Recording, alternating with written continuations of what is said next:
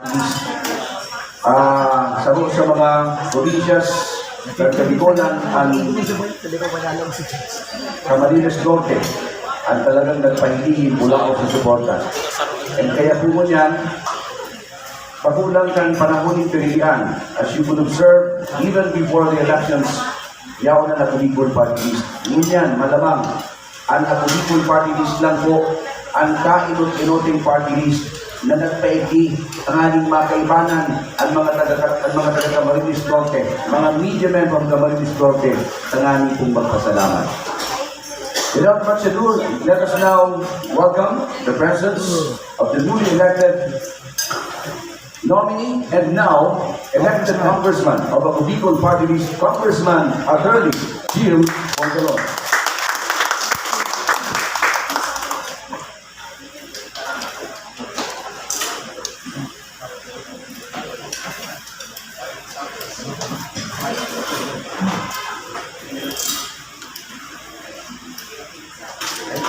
Thank you, Escatron. Magandang gabi po sa ating lahat. Kumusta po yung pagkain?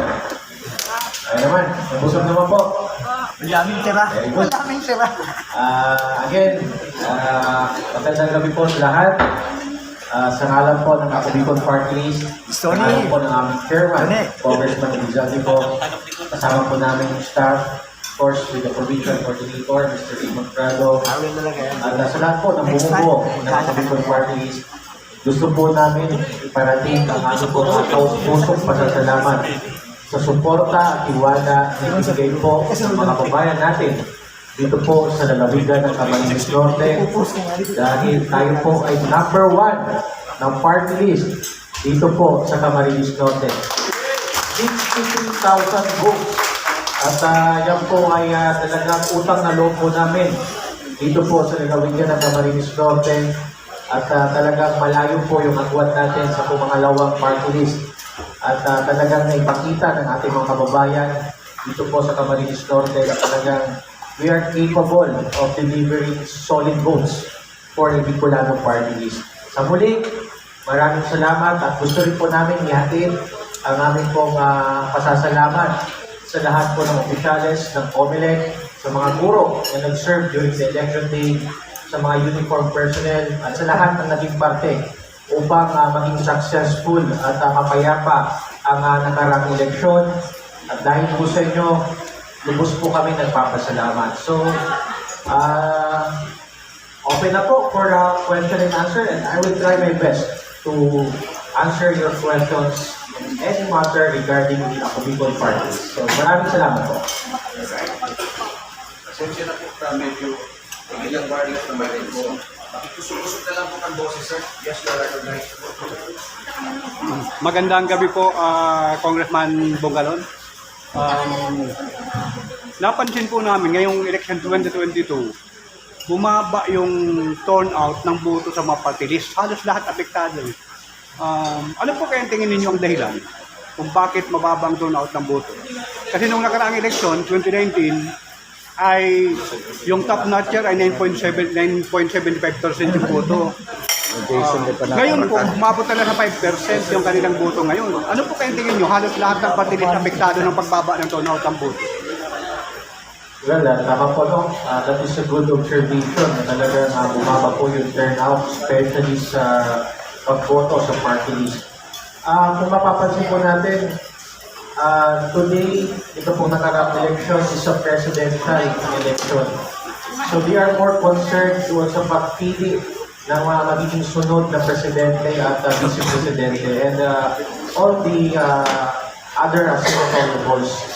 And as we all know, yung iba po walang alam about party list, hindi alam po ng mga advokasya, plataforma ang dinadala ng mga party list.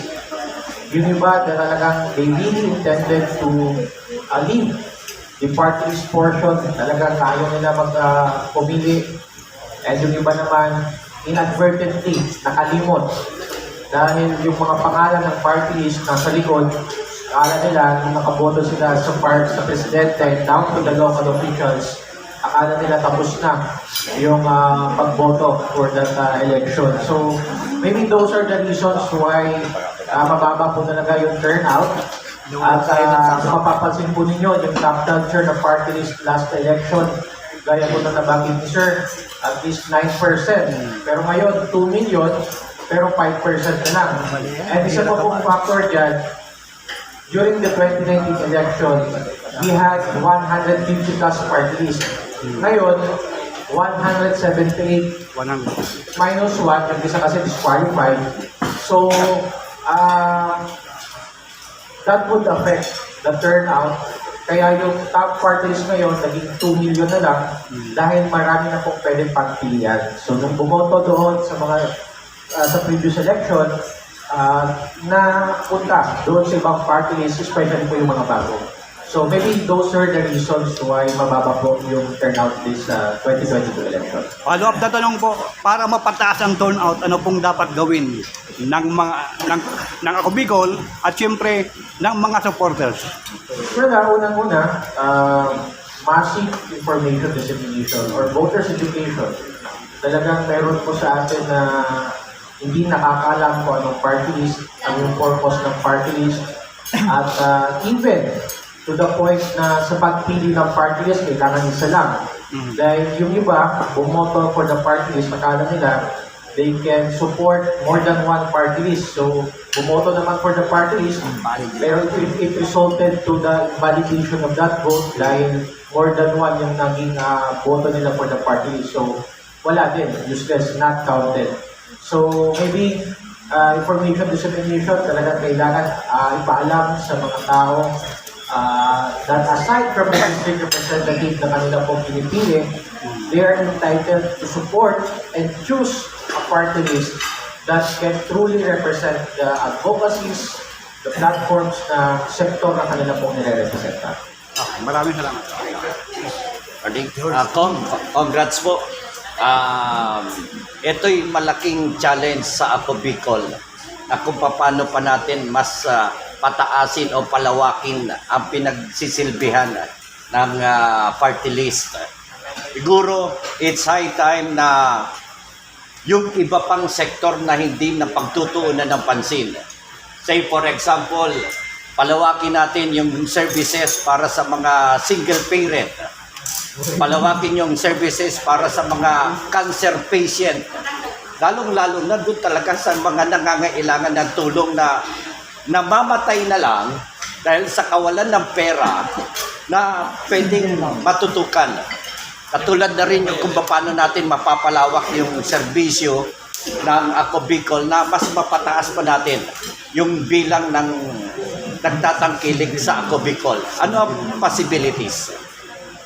Well, our commitment is to continue to establish and complete programs of Ako Bicol which caters to the different needs of various sectors. And ngayon, sa 19th Congress, especially with Congressman Lizalico on board as the President of the Party's Coalition Foundation Incorporated, mas mapapabilis po siguro yung mga pag-request natin at paglalagay ng mga budget sa iba't ibang programa. And with that, mas mapapalawak pa natin, mas mapaparami pa ang ating mabibigyan ng benepisyo sa pamamagitan ng iba't ibang programa. Ngayon, ang 19th Congress, talagang we will innovate, no? Aside from the fact na mayroon na po tayong mga nakalinyang programa, we will try na itap din yung mga other sectors na yung hindi gaano nabibigyan ng pansin. And of course, that will be realized with the help of our provincial coordinators, gaya po ng sabi ni George, yung mga single parent, mga cancer patients, and all the other sectors na sa tingin po natin hindi nabibigyan ng pansin. At this time, with the new mandate that was given to the party list Ako Bicol, we will try our best na pati yung mga sektor na hindi po napapansin masyado, kailangan din po natin extend at palawakin yung programa upang mabenepisyohan din po sila. Posible po kaya na ibaba to purok level ang organization at kung paano makapagbibigay ng mas malaking tulong, ayuda sa purok level pa lang. Anything is possible, George. If talagang gustuin natin, kaya po natin ma-achieve yan. But hindi po namin pinoportray na Ako Bicol kaya lahat, no? Let us remember, dalawa lang po yung representatives ng Ako Bicol. And in fact, very challenging nga po ito sa party list, sa Ako Bicol party list, dahil ini-cater namin yung concerns ng 6 provinces. If we will compare it to the district representative, confined lang po doon sa mga munisipyo or city na nasasakupan nila. Distrito. Kaya nga, Ako Bicol po, 6 provinces, how many municipalities, several barangays, but we will try our best. Kaya po kami naglalagay ng mga provincial offices, mga provincial coordinators, including the municipal coordinators, para yung talagang kada munisipyo, gusto po namin na may nakakabilisyo ng aming pong programa. So as much as possible, we will extend these programs upang lahat po ng mga nasa barangay, nasa munisipyo, at least ilan sa kanila makapag-avail ng ating pong programs and projects. So, yun po ang aming commitment.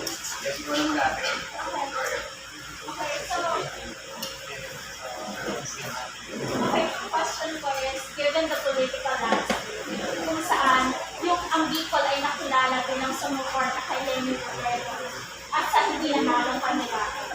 So, sa tingin mo ba maapektuhan yung dynamics sa Congress, pati yung mga polisiya? Paano masisigurado na mapoprotection natin ang interest ng mga politiko? Well, given the fact that Bicol region is the base week of BP Lenny, I don't think na maapektuhan. Ano po, we have already elected the officers of the party list coalition foundation incorporated, wherein si Congressman Elizalde is the president of the party list coalition, which is considered as the most number of members from the Congress. Ito ang pinakamalaking block sa Kongreso. So, I don't think na maapektuhan. And in fact, with this party list coalition, nagkaroon po ng commitment ang susunod na magiging House Speaker, si Congressman Martin Romualdez, na yung mga priorities ng mga party list groups will be one of the top priority of Speaker Romualdez. So with this, malaking tulong dito sa Bicol region because our representative, Congressman Elizalde, is the party list president, and mas mapapabilis, mas mapapadali, especially po kung may mga legislation na ipupush ang Bicol Bloc and the party list bloc, at makakukuha po tayo ng enough support from the other members or other colleagues in the Congress.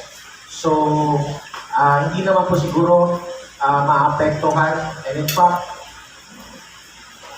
ang unity team, yun po ang kanilang naging battle cry during the campaign period, na siguro wala na daw pong titignan ng kulay.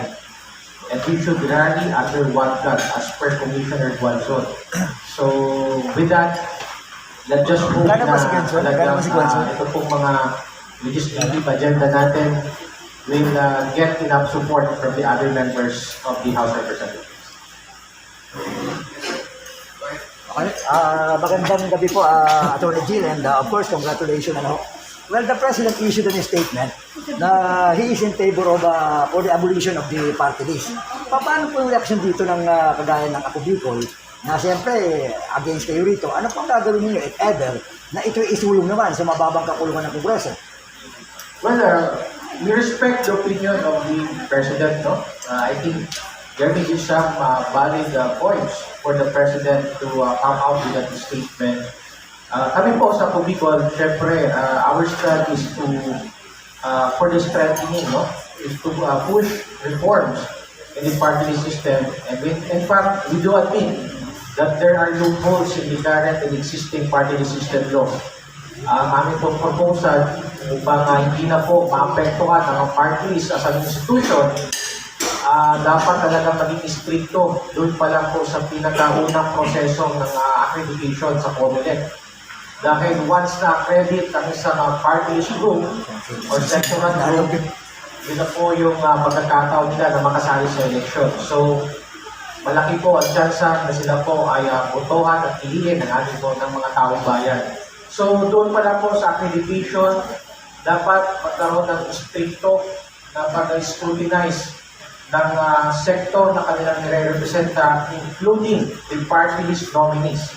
So dapat kasama yun sa mga titignan ng COMELEC at they should be sure na dapat ito po legitimate na organization or sectoral group upang maiwasan natin yung tinatawag na mga dubious advocacies o hindi po malinaw ang kanilang sektor na nire-representa o mga advokasya. So again, ang wikon po, ang stand po namin, we are for the reformation and the strengthening of the party system. And kaya po nung nabanggit ng ating mahal na Presidente, it will require revision or repeal of the existing constitution, no? Para i-abolish ang So Attorney Jin, are you willing to support the statement of the President, yung panawagan na magkaroon ng pagbabago sa party list o abolition, yun ang kanyang abolish na eh. So paano kayo mag-react dito? Definitely hindi po. Kung paano po kami magre-react, maybe we can initiate or support if there is a move or a bill from other member of the House to propose ng amendment for the party system. Definitely, we will contribute. Again, ang stand po namin, kailangan i-strengthen yung party system. At talagang na-apektuhan din po yung mga party list na legitimate at yung talagang malinaw na advokasya. So, hindi naman po sa pagmamayabang, kung titignan po natin yung mga performances ng mga party list representatives, sila po ang isa sa mga pinaka-aktibo at talagang nag-i-shape ng mga house bills, mga legislations doon po sa Kongreso. So, with that, ito po mga bago at sa pangalan pa lang medyo hindi na credible, talagang affected po yung parties as a whole.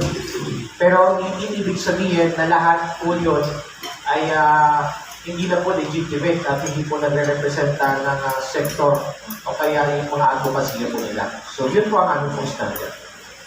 Salamat.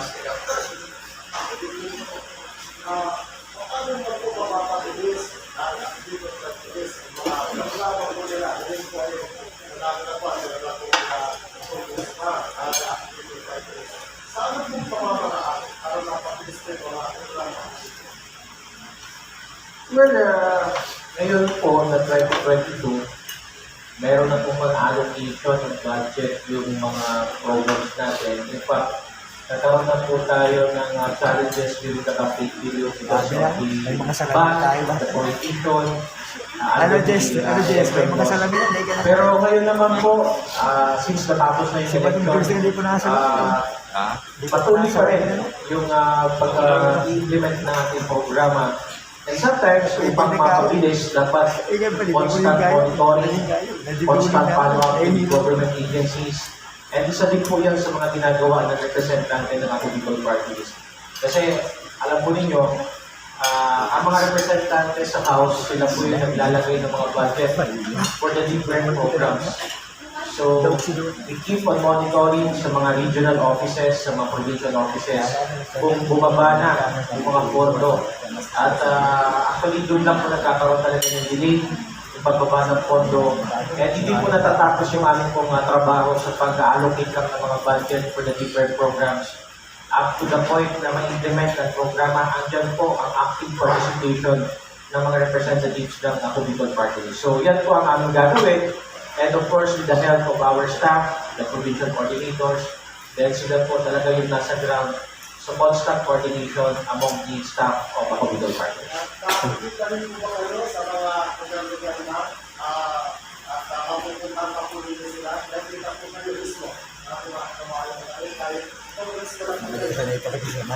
Yes, actually, alam po ninyo, ang trabaho po ng congressman, hindi po na nagkamali, yung session po nila is from Monday to Wednesday. And yung remaining 2 days, Thursday and Friday, we always allot that na kami po ng mga representante uwi po ng Bicol Region to cater the activities na kailangan po namin puntahan. So usually, yung mga activities ng Ako Bicol Party List, and actually, it was designed in such a way na pati yung mga district representative mabigyan ng oras na bisitahin yung kanilang mga lugar. So ganun din po kami sa party list.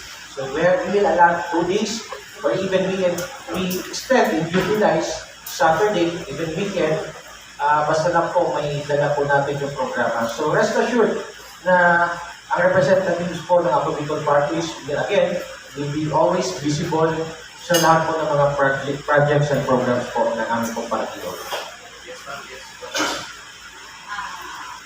Congratulations po sa ating congressman. So ito pong concern po ay talagang kailangan po tinulungan. Kasi ang affected po dito is our farmers and our yung pong ating mga workers na nagkakasal. Grabe na po ito yung taas ng mga fertilizers, ng mga pesticides,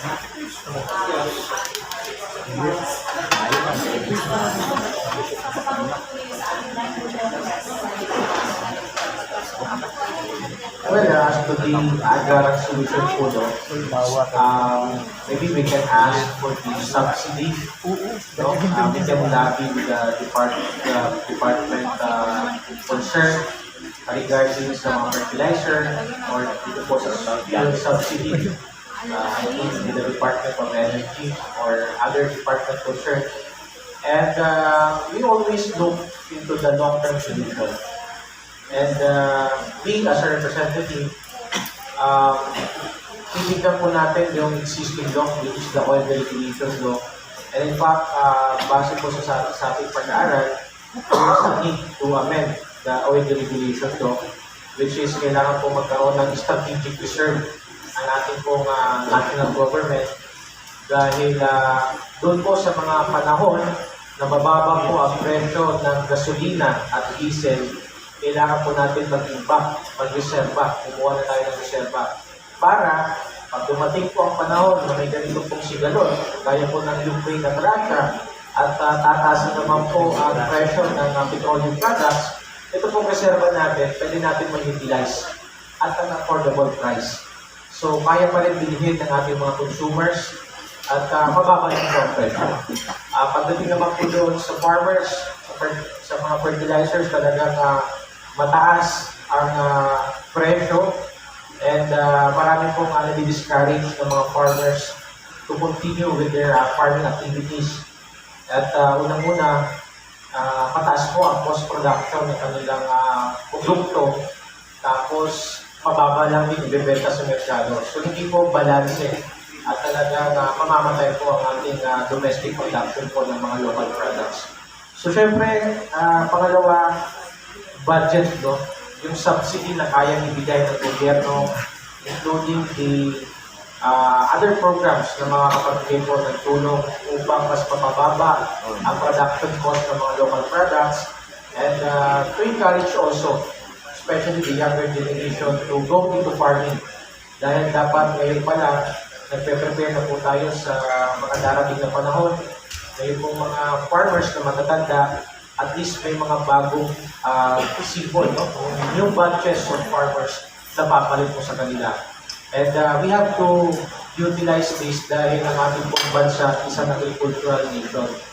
So, isa namin po dyan, sa nabanggit po namin sa mga interviews before, ang pag-review itong price clarification law and all other laws related in the agriculture. At titignan po natin if these laws are still adaptable dito po sa mga pagbabago na ating pong experience. And of course, adverse effects of the COVID-19 pandemic. So, ang approach po natin dyan, dapat pag-aralan natin and dapat data-driven tayo para malaman natin kung ano yung mga aspeto na kailangan ng pagbabago so we could come up with a perfect legislation to address these issues. So yun po. yung kakabilitin at kapag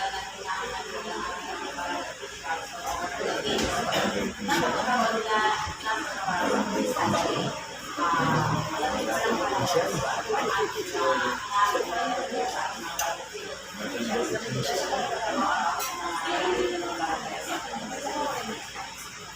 Kasama po yan, no, sa pag-aaralan natin, no, na hindi lamang po honorarium ang matatanggap ng ating mga barangay officials, kundi parang regular salary, no, sweldo na talaga.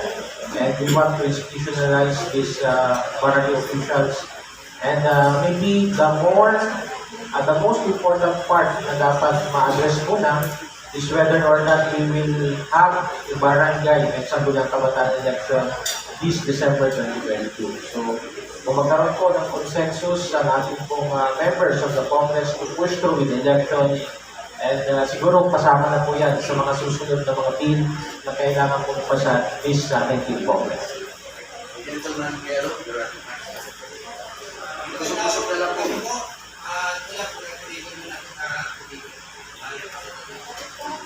Ano po po, pagkakas dito tayo pinalat ng mga kapatid na natutulan. Ano na po yung kay Pagkakos, ano po yung ipapit na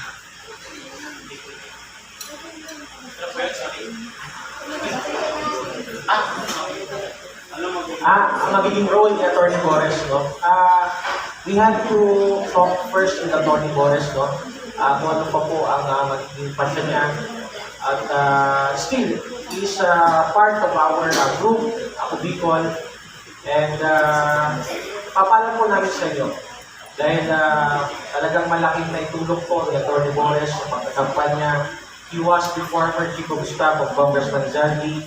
Of course, he can initiate this drafting of these bills. Yung tayo po ng mga nabanggit niya during the interviews, during the fellowship. And he's capable of doing that. At matutulungan po tayo sa iba-iba pang parte, especially sa legal aspect, with this track record in the practice. I think he has been in the practice for more than 20 years. So hindi po talaga matatawaran din po yung experience at galing ni Atty. Bores, lalo-lalo na po sa mga aspektong legal. So, maybe mga sa susunod po na araw, malalaman po natin kung ano po ang magiging pa siya ni Atty. Bores. Salamat po. Okay. Una po, congratulations to Bicol Party List. Siyempre. Una po, na question ko, susugan ko yung binabanggit yung tinanong kanina ni Ate Gina. Nabanggit ninyo na magdedepende yung sa magiging desisyon, yung election. Kung kayo po ang tatanungin, ano po ang, alam namin na merong nakapending na bill for another extension ng pong barangay election.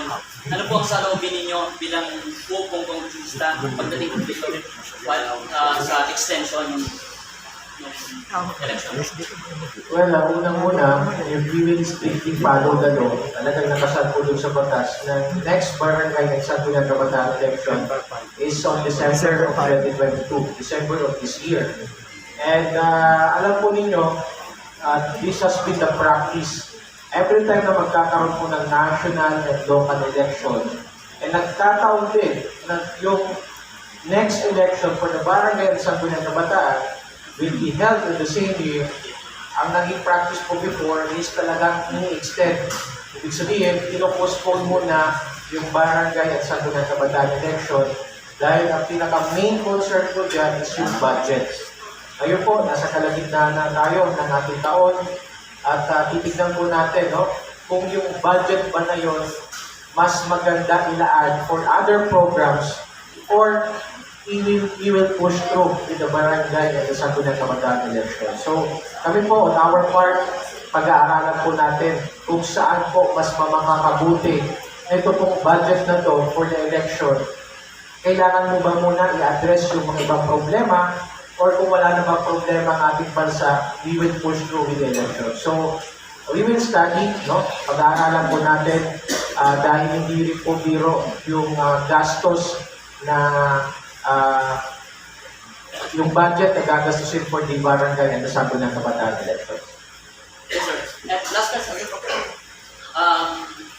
Last question po, sir. Susugan ko rin yung tanong naman ni sir. Kasi doon sa last na inilabas ng National Board, dito po sa hawak ko, ang Ako Bicol Party List ay nasa pang-5 sa national.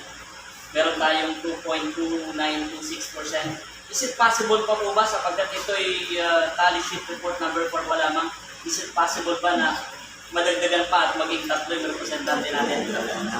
Sana pwede para makapasok po sa Atty. Bores. Pero base po doon sa partial and an official count, parang 2% na lang po ng boto ang hinihingi nila yung election records. So, we don't think na hindi na po possible na maging pa namin yung 3 seats considering na meron pa po 3 parties na ahead sa amin, 1 rider, Timo, and 4 list. And even with 1 rider party list, 2 seats lang po sila. Talagang malayo po yung naging agwat doon sa top party list, yung ACLS. So, reality-wise talagang malabo na po na makakuha pa po kami ng 3 seats. Pero kung titignan po natin, yung naging resulta ng boto na nakuha ng Ako Bicol Party List, in fact, it exceeded our expectation. Alam po natin, di ba, na marami pong party list na galing po dito sa Bicol Region. And still, nakakuha pa po ng 812,000 votes ang Ako Bicol Party List. At kung titignan natin, yung isa pang party list na galing dito sa Bicol, nakakuha din ng isang seat. At ang nakuha niya pong boto is almost 300,000, 330,000 na dapat boto for Ako Bicol. So kung wala lang po yung party list na yun, kaya pa po ng Ako Bicol party list na makakuha ng 1,100,000 votes that could give us 3 seats sana for this party list election. But that's the reality that we have to accept. Nakasali po sila sa party list election and then may mga sumuporta din po sa kanila and in fact meron po silang 1 seat. So yun po ang realidad ng naging resulta po ng party list election.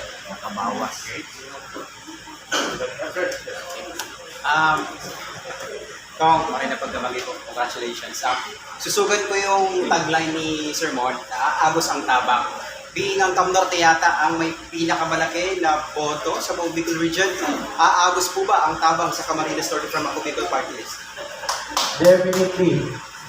Yan yung naging tagline po ni Raymond na aagos ang tabang talaga. Totoo po yan. At tayo naman po, ang ating programa ay talagang nakasentro sa ating na probinsya ng Bicol Region. And in fact, lagi nga po namin sinasabi na kami po yung party list na nag-innovate. Ibig sabihin, aside po doon sa mga naging previous programs na talagang for how many years lagi po namin na binibigay at ginagawa, dadagdag pa po yan ng iba-iba pa programa, especially po doon sa mag-a-address ng mga iba-ibang problema na kinakaharap po ng iba't ibang sektor dito po sa ating region. So, rest assured na dadami pa po ang tulong at ayuda, suporta na ibibigay po ng Ako Bicol Party List at hindi po kami mag-itigil sa paghahanap po ng pondo and of course yung coordination with the proper government agencies dahil alam po natin na meron po mga programa ang iba't ibang departamento at sayang naman kung hindi po natin naibaba at naibigay sa ating po mga kababayan. So, aside doon sa mga trabaho namin na maglagay ng budget sa iba-ibang programa, yung mga programa din po ng mga iba-ibang opisina, di gobyerno, other agencies, gusto po natin yung ma-utilize at maibigay po sa tao. So, isa pa yan sa mga gagawin ng mga representatives ng Ako Bicol Party List. Pahabol po. Dahil si Atty. Bores, hindi siya makakapasok dun sa pangatlo sanang upuan. And sa kampanya po, may kanya-kanya kayong isinusulong ng mga legislative agenda. Yung mga agenda niya na hindi matutuloy, plano ba ng isang Congressman Jean na ipagpatuloy po? Well, napag-usapan naman po namin ni Atty. Bores na willing naman po siya ako na tulungan so that we can still push through with these other bills na nabanggit niyo po yung mga nakarang interview at during the campaign period. So, mag-uusap po kami ng Atty. Bores kung paano po yung magiging setup po namin. And in fact, still is part of our organization. So, parang na-realize din po yung kanyang kagustuhan if we, with Congressman Zaldi, will still push through with those bills na nabanggit po ni Atty. Bores. Yes, sir. Sa Sir, yung pagiging president ni Congressman ko, ng purpose position, ano sir yung advantage nito? May beneficio ba dito yung pagiging presidente ng Ako Bicol Party? Yes, meron po. Dahil ang House of Representatives is composed of different blocks.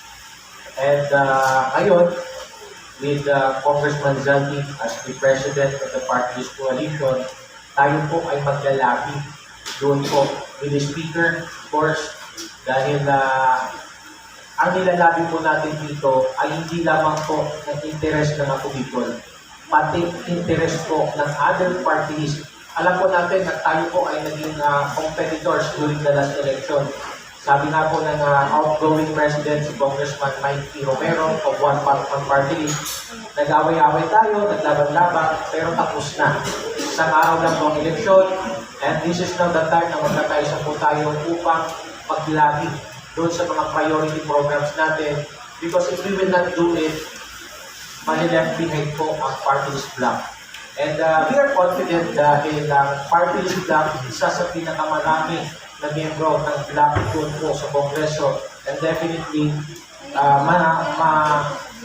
papagbibigyan at makikinig po ang leadership ng House sa mga hinaing at mga priorities po ng mga party list group. So, with Congressman Zaldi as the President, talagang ang kanyang commitment, lahat ng mga programs, even Commissioner Big Guanzon, supported the party list publication coalition upang dahil alam niya na hindi ma-realize ang kanyang mga programs if we will not cooperate with the party list members. So, yan, magkakaiba po ang partido, pero sa party list coalition, pagdating sa mga programs, sa mga top priorities programs, isa po ang layunin upang ma-realize at mag-beneficio po yung mga iba-ibang sektor na po nila. Sir, papasok ka sa neophyte sa Kongreso. Ano yung preparation po ng isang Atty. Emil Bungalon? At hindi basta-basta yung papasokin po ng bagong join sa akin. Yes, tama ka po, no? Nakapag-usap na po kami ni Congressman Pido. He will also guide me as a new member and a new vice member of the House of Representatives. Meron din po training. I think it's a 3-day seminar for the new and neophyte parties representatives. Kasama po yung mga nasa distrito upang alamin yung mga nagiging proseso, mga gagawin sa House of Representatives. And in fact, I was told that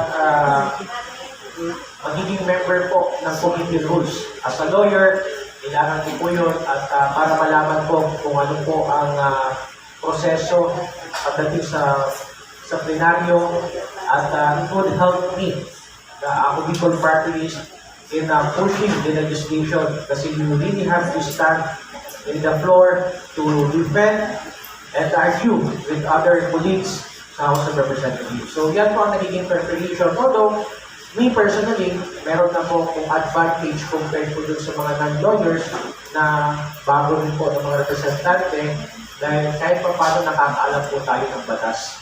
So yan po ang advantage natin and that is why kung mapapansin po ninyo, yung mga second and third nominees ng mga political parties are lawyers.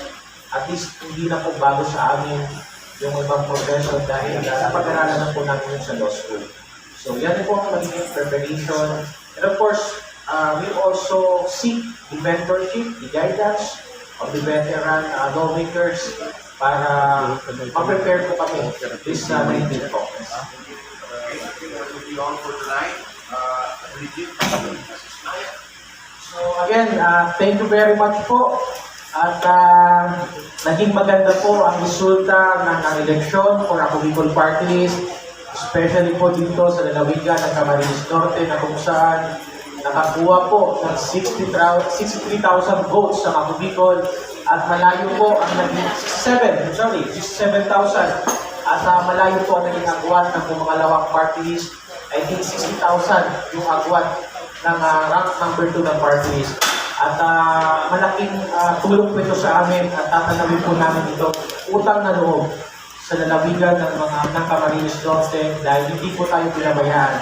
And of course, I would like to take this opportunity to thank each and every one of you. Alam po ninyo, nung inaral ko po yung history ng campaign activities ng Ako Bicol, talagang malaki po yung naging parte at ambag ng mga media workers sa kampanya po ng Ako Bicol Party List. Maraming salamat po sa pag-promote, sa aming pong mga advokasya, sa aming pong programa, advertisement, yung mga interviews po natin na naging successful at ito na po ang naging resulta.